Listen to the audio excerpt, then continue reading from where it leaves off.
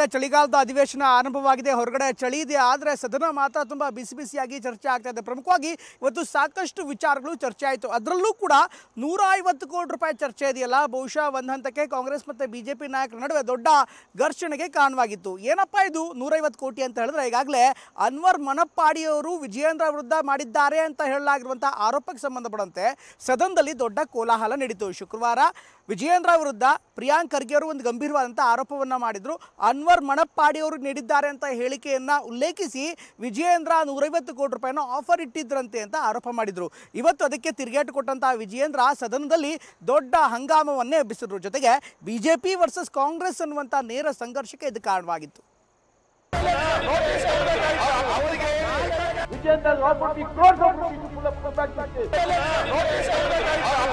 ಅದು CBI ಕೊಡ್ತೀವಿ ಅಂತ ಹೇಳಿ ಅದನ್ನ ಕೊಡಿ. BJP ರಾಜ್ಯಾಧ್ಯಕ್ಷ ವಿರುದ್ಧ 150 ಕೋಟಿ ಆರೋಪ. ಕಾಂಗ್ರೆಸ್ ಅಸ್ತ್ರ ಮಾಡಿಕೊಂಡಿದ್ದು ಇದೇ 150 ಕೋಟಿಯ ವಿಚಾರವನ್ನ.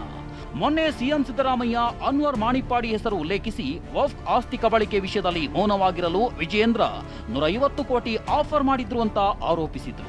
ಇದರ ಬೆನ್ನಲ್ಲೇ BJP ಕಾಂಗ್ರೆಸ್ ನಾಯಕರ ಮಧ್ಯೆ ವಾಕ್ ಸಮರವೇ ನಡೆದು ಹೋಗಿತ್ತು.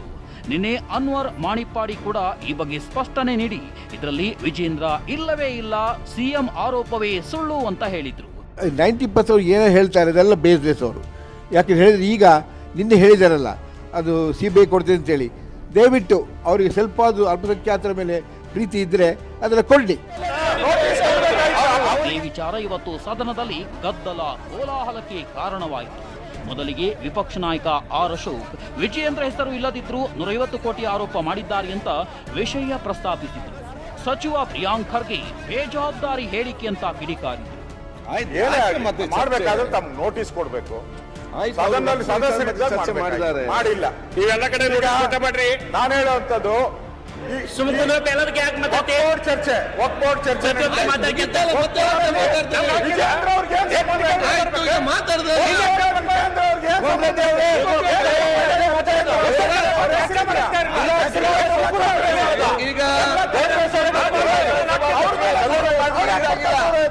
ಇಲ್ದಾಗಿಲ್ಲ, ಅವ್ರು ಅವಕಾಶ ಕೊಡಿಸಬಾರ್ದು. ಹೆಸರಿಲ್ಲ,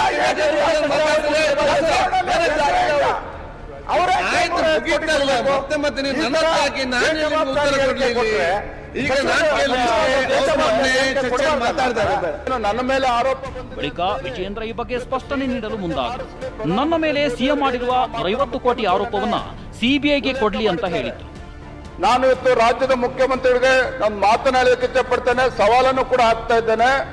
ಇವತ್ತು ನನ್ನ ಮೇಲೆ ಇವತ್ತೇನು 150 ಕೋಟಿ ಇವತ್ತು ಆರೋಪ ಮಾಡಿದ್ದಾರೆ, ಅದ್ರ ಬಗ್ಗೆನೂ ಕೂಡ ತನಿಖೆ ಆಗಲಿ. ಇವತ್ತೇನು ಅನ್ವರ್ ಮಾನಪ್ಪಾಡಿ ಇಂದಿನ ಚೇರ್ಮನ್ ಕೊಟ್ಟಿರ್ತಕ್ಕಂಥ ವರದಿಯ ಮೇಲೆ ಉಪಲೋಕಾಯುಕ್ತರೇನು ತನಿಖೆ ಮಾಡಿ ಅವರು ಕೂಡ ವರದಿ ಸಲ್ಲಿಸಿದ್ದಾರೆ.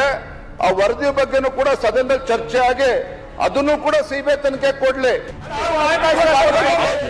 ಇದೇ ವೇಳೆ ವಿಜಯೇಂದ್ರ CM ವಿರುದ್ಧ ಹರಿಹಾಯುವುದನ್ನ ಮರೆಯಲಿಲ್ಲ. CM ವಿರುದ್ಧದ ಮುಡಾ ಕೇಸನ್ನು CBI ತನಿಖೆಗೆ ವಹಿಸುವಂತೆ ಆಗ್ರಹಿಸಿದರು. ಇದೇ ವೇಳೆ ಕೃಷ್ಣ ಬೈರೇಗೌಡ ಮತ್ತು ವಿಜಯೇಂದ್ರ ಮಧ್ಯೆ ಮಾತಿನ ಯುದ್ಧವೇ ನಡೆಯಿತು.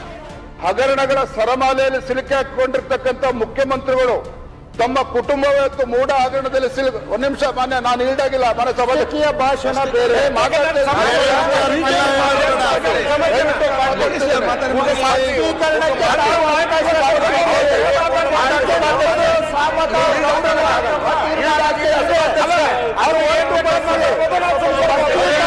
ರಾಜಕೀಯ ಭಾಷಣ ಮಾಡುವುದಾದ್ರೆ ಮತ್ತೆ ಚರ್ಚೆಗೆ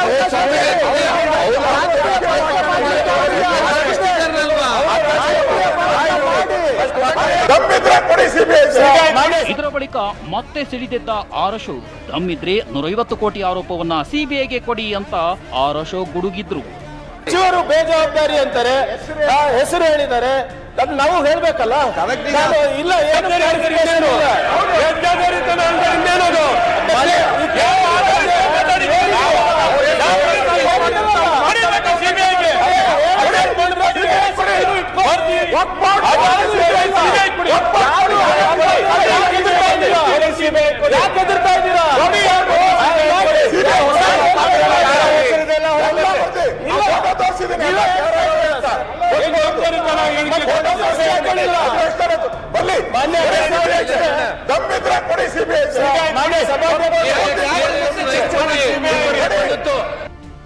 ಇದು ಸದನದಲ್ಲಿ 150 ಕೋಟಿ ಬಗ್ಗೆ ನಡೆದ ಚರ್ಚೆಯಾಗಿದ್ದು ಬಿಜೆಪಿ ಸಿಬಿಐಗೆ ವಹಿಸಿ ಎಂದು ದಾಳ ಉರುಳಿಸಿದೆ.